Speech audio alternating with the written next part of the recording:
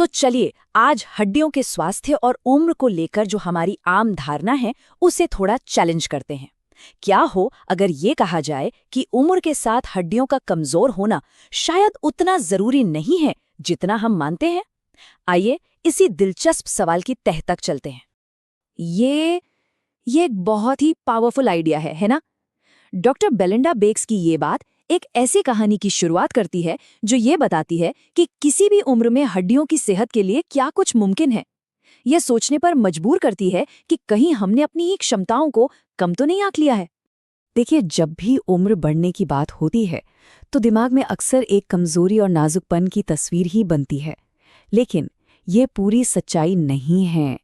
तो यहाँ असली सवाल ये उठता है, क्या हड्डियों को जो नुकसान हो चुका है उसे सच में पलटा जा सकता है? अच्छा, हड्डियों को एक बैंक अकाउंट की तरह सोच कर देखते हैं। जिंदगी की शुरुआत में इसमें डिपॉजिट होते हैं और ये शुरुआती निवेश ही तय करता है कि आगे की जिंदगी कैसी होगी। इसी कॉन्सेप्ट को साइंस में पीक बोन मास कहते हैं। तो सबसे काम की बात यह है, हमारे जीवन में जितनी भी हड्डियां बननी होती हैं उनका ज्यादातर हिस्सा 20 साल की उम्र तक ही बन चुका होता है।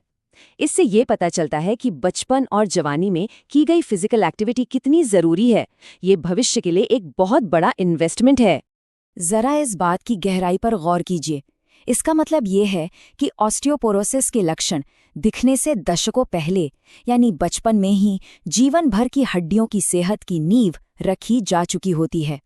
उस वक्त जो होता है उसका असर दशकों बाद दिखाई देता है। इस कॉन्सेप्ट को और अच्छे से समझने के लिए ये ग्लाइडर वाली मिसाल बहुत अच्छी है। आमतौर पर यही माना जाता है कि एक बार ग्लाइडर अपनी सबसे ज्यादा ऊंचाई पर पहुंच गया तो उसके बाद वो सिर्फ नीचे ही आएगा। उसकी रफ्तार को धीमा किया जा सकता है पर उसे और ऊंचा नहीं ले जाया जा सकता। पर क्या हड्डियों के मामले में भी ये सच है? तो चलिए अब कहानी के उस हिस्से पर आते हैं जहां से समस्या शुरू होती है। पीक पर पहुंचने के बाद हड्डियों के कम होने का एक नेचुरल प्रोसेस शुरू हो जाता है। आइए समझते हैं कि ये होता कैसे है। हमारी हड्डियां वो लगातार खुद को रिन्यू करती रहती हैं। एक तरफ है ऑस्टियोब्लास्ट जो नई हड्डी बनाकर हमारे बोन बैंक में डिपॉजिट करते हैं, और दूसरी तरफ है ऑस्टियोक्लास्ट जो पुरानी हड्डी को हटाकर विड्रॉ करते हैं। जवानी में डिपॉजिट ज्यादा होता है, लेकिन धीरे धीरे ये बैलेंस बिगड़ने लगता है। खास तौर पर महिलाओं के लिए मेनोपॉज के बाद एक बहुत बड़ा बदलाव आता है।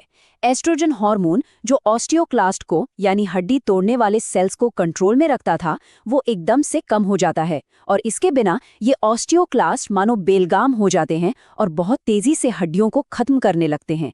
ये फ्रैक्चर के खतरे के लिए एक परफेक्ट स्टॉर्म जैसी सिचुएशन बना देता है। और यही कहानी में एक जबरदस्त मोड़ आता है। क्या हो अगर ये गिरावट रोकी जा सकती हो या उसे पलटा जा सकता हो? लिफ्ट मोर नाम की एक स्टडी की गई जो एक बहुत बड़ा कदम था। इसे खास तौर पर यह देखने के लिए डिजाइन किया गया था कि क्या हड्डियों को दोबारा बनाया जा सकता है। तो इस स्टडी का तरीका बड़ा ही दिलचस्प था। मेनोपॉज के बाद की महिलाओं के एक ग्रुप को हफ्ते में सिर्फ 2 बार आधे आधे घंटे के लिए स्क्वाट्स और डेडलिफ्ट्स जैसी भारी एक्सरसाइज करने को कहा गया, और इंटेंसिटी बहुत ज्यादा थी, मतलब इतना वजन कि वो उसे सही तरीके से सिर्फ 1 या 2 बार ही उठा सके। और वहीं दूसरे ग्रुप को घर पर ही वॉकिंग और स्ट्रेचिंग जैसी हल्की फुल्की कसरत करने को कहा गया। जब स्टडी खत्म हुई और नतीजे सामने आए तो वो सच में हैरान करने वाले थे। ये उन सारी पुरानी धारणाओं को तोड़ रहे थे जो हड्डियों के बारे में अब तक मानी जाती थीं। सबसे पहला और अविश्वसनीय नतीजा ये था कि वजन उठाने वाले ग्रुप की रीढ़ की हड्डी की डेंसिटी में लगभग 3% की बढ़ोतरी हुई, और मजे की बात यह है कि कंट्रोल ग्रुप की बोन डेंसिटी इसी दौरान कम हुई थी। तो कुल मिलाके फायदा 4% से भी ज्यादा का था। ये कमाल था। और ये नतीजा तो शायद उससे भी ज्यादा जरूरी था। कूल्हे की हड्डी की जो बाहरी मजबूत परत होती है, जिसे कॉर्टिकल बोन कहते हैं, वो 13% मोटी हो गई। ये एक ऐसा स्ट्रक्चरल बदलाव है जो हड्डी को कई गुना ज्यादा मजबूत बनाता है और उसे टूटने से बचाता है, जो कि फ्रैक्चर रोकने के लिए सबसे अहम है। और फिर एक ऐसा नतीजा सामने आया जिसकी तो किसी ने उम्मीद ही नहीं की थी। वजन उठाने वाले ग्रुप के लोग असल में औसतन आधा सेंटीमीटर लंबे हो गए। नहीं, उनकी हड्डियां लंबी नहीं हुई, बल्कि भारी वजन उठाने से उनका पोस्चर इतना सुधर गया कि वो तनकर सीधे खड़े होने लगे थे। लेकिन ये कहानी सिर्फ नंबरों की नहीं है। सबसे असरदार नतीजे वो थे जिन्हें कोई मशीन माप नहीं सकती थी। ये असली इंसानों की जिंदगी में आए बदलाव की कहानी है। जो प्रतिभागी थे, उन्हें अपनी आज़ादी वापस मिल गई थी। वो फिर से बगीचे में काम कर पा रही थीं, अपने पोते पोतियों को गोद में उठा पा रही थीं और बिना डरे रोज़मर्रा के काम कर पा रही थीं। इस स्टडी ने उन्हें सिर्फ मजबूत हड्डियां नहीं दी, बल्कि उनकी जिंदगी की क्वालिटी वापस लौटा दी। तो हम आज की इस चर्चा को इसी एक गहरे सवाल के साथ खत्म करते हैं। अगर किसी भी उम्र में हड्डियों को दोबारा बनाया जा सकता है, तो फिर हम और क्या-क्या करने में सक्षम हैं? ये स्टडी हमें उम्र और इंसान की क्षमता की सीमाओं के बारे में दोबारा सोचने पर मजबूर करती है।